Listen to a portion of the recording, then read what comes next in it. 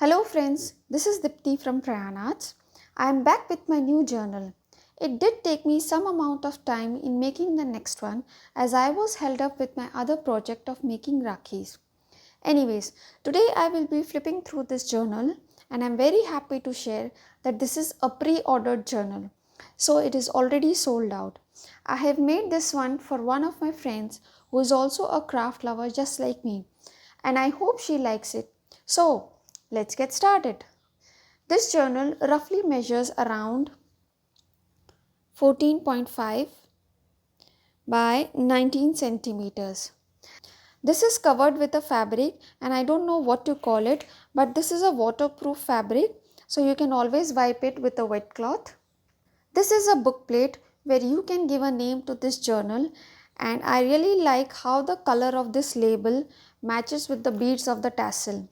And honestly speaking, I didn't do this intentionally, but this is the way it happened and I quite like it. This is a little heart which says happy, a tassel to embellish the cover. This journal has 3 signatures and there are around more than 100 pages in this journal. So this is going to last for long.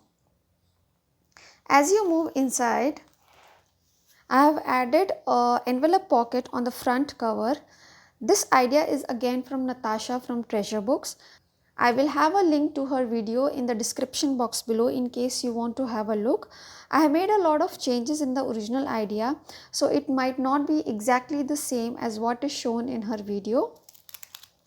I have added a journal card in the first pocket with some writing space at the back, so you can write the purpose of the journal. This pocket has a small tag,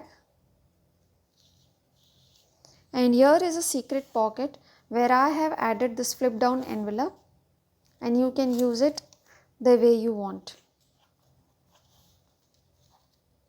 The first signature begins with a tea-dyed paper. The sequence is same in all the 3 signatures, just that the pattern of the paper may vary. This paper is from an architecture magazine. Since the day I have started making journals, I have been looking for some beautiful magazines everywhere, as you find some wonderful images and layouts there which look very good in a journal. So this one I bought from a street vendor in the local market. This is a vellum paper, a scrapbook paper with a pocket.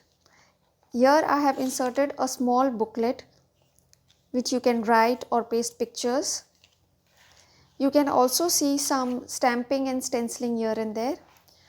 This is a thin, shiny but sturdy paper which you can use to decorate. A scrapbook paper which I have tea dyed on the other side. Now as you can see, I have used different sizes of papers in this journal as compared to my previous mini journal, because what I feel is that in a journal of this size, different sizes of papers give you a lot more room for being creative, and it also adds a lot more interest. Again, a scrapbook paper. This is a simple textured paper. Here comes the middle of the signature, so the pages will be repeated. This is the back side of the same scrapbook paper where I have added a pocket on the side and inserted this envelope which I have made from a book page, so you can add some goodies out here. This idea is again from Treasure Books, so I will also link this video. Again a pocket, vellum paper, and this is the tea dyed paper. So this is the end of the first signature, and as I told, all the signatures have the same sequence, so I'll just flip through very quickly. The same magazine paper, vellum paper, a scrapbook paper with a pocket, the same silver paper. Now instead of the scrapbook paper in my first signature, I have used an envelope in this signature. This has an artwork which I have taken from an Indian art magazine. I have also mentioned the name of the artist along with some brief about the art. I have added some writing space at the back, and this also has a pocket where you can add some stuff.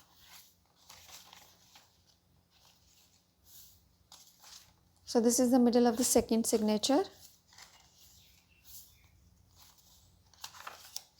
the back side of that same envelope, which I have decorated with some stickers and a paper ruffle. This again has a pocket. Here is one more pocket. Some stenciling. So this is the third signature with the same sequence. Yeah, one more thing. This magazine paper has some writing at the back which I have not decorated purposely, so that you have some space for your own creativity. So you can paste some pictures and make a collage or whatever you feel like. This is again a scrapbook paper with a pocket where I have inserted this ephemera. You can write something and insert some stuff out here. This is again a image from the daily newspaper which I have stuck on a cardstock and tea dyed from the other side. So you can write anything. So this is the end of the third signature. This again has a pocket with a journal card and a writing space at the back. This is that same magazine paper, so you can decorate it the way you want. Yeah, so at the end I have added this pocket with a tag inside which says, "You fill my heart with love." So this goes inside this. You can also move all the ephemeras wherever you want. For example, this tag you can move anywhere inside the journal, say maybe here in this pocket, and you can move this booklet at the back. So it's up to you how you use it. I have just placed it anywhere. So this is how the journal has come out. Also, I'm adding some goodies in this tea dyed envelope which you can use to decorate this journal, and I will not be going through this because let this be a surprise for my friend until she receives it. But this tea dyed paper can also be used inside this journal to decorate it. I'll just show you how. You can take any of the papers, say for example I take this vellum paper, and you can stick this inside. So this part sticks over here, and then this becomes a pocket like this where you can insert some stuff, and you have a writing space over here and some writing space over here. So you can either decorate it or write it or whatever you want to do. So now before I end this video, let's see how we can use small things around us which are easy to find at home, just that we need to broaden our thinking. So I will again go back to the starting of this journal to show you what all I have used. Now beginning with the cover. For this cover I have used a sweet box. I'll just show you how. This one. So this is how this sweet box looks. So I have covered this and in the front and at the back to make it more beautiful and more sturdy. This beautiful label which you can see, this again comes from a packaging like this. So I quite like this color and I didn't want to throw it, and somehow it matches so very well in this. So I have just added this over here. This is again an envelope which normally we throw, something like this.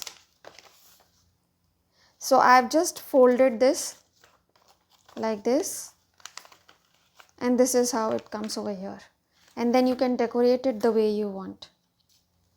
And also this paper which I had showed, where did it go? This is again the same envelope. You can just fold it into half and have it like a page with some pocket. This one, this is again an image from a newspaper. So I have this habit of keeping cutouts from the newspaper and sticking them on a cardstock like this. So this is again an image from the newspaper, and then I use these images to make different kind of ephemeras. Since this was a big one, so I have used this as a page. This again comes from some packaging. I don't exactly remember what was in this. So you see how I don't throw away any kind of paper which I come across and try to use somehow. I hope this did give you some idea. That's it for today. Let me know how did you find this. Did you get some inspiration? Please leave a comment below. Thanks a lot for watching. Bye bye.